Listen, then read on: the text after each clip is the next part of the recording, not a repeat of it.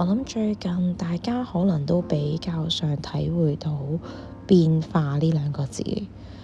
有啲可能都唔會係而家你感受到嘅，可能係有關23年啊嗰段時間，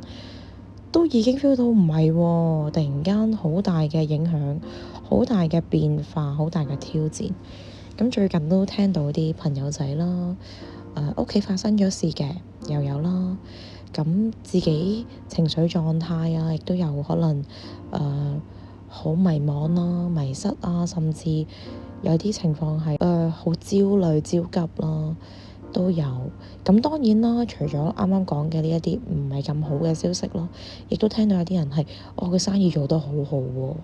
突然間佢都唔知點解生意會做得咁好。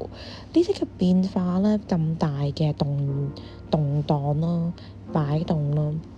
係話俾大家聽，其實反而呢段時間，我哋可以好好咁去覺察到自己呢一啲係咪我哋真係想要嘅嘢呢？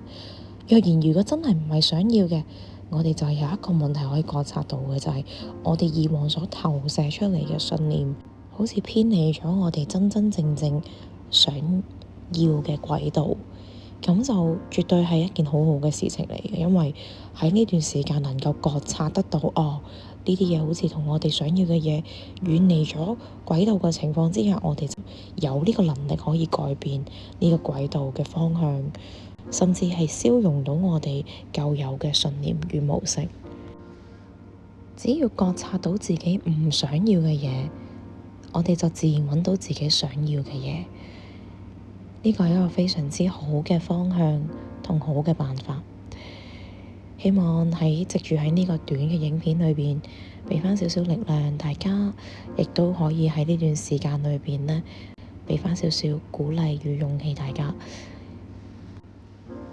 我哋嚟到呢個地球呢，最主要係嚟體驗同你去玩我哋嘅人生。咁至於你話成功與否，其實喺玩裏邊嘅角度根本一啲都唔重要，最重要嘅係我哋知道我哋喺度玩緊遊戲，而唔係畀遊戲玩緊。好啦，咁希望咁短嘅分享幫到你哋，拜拜。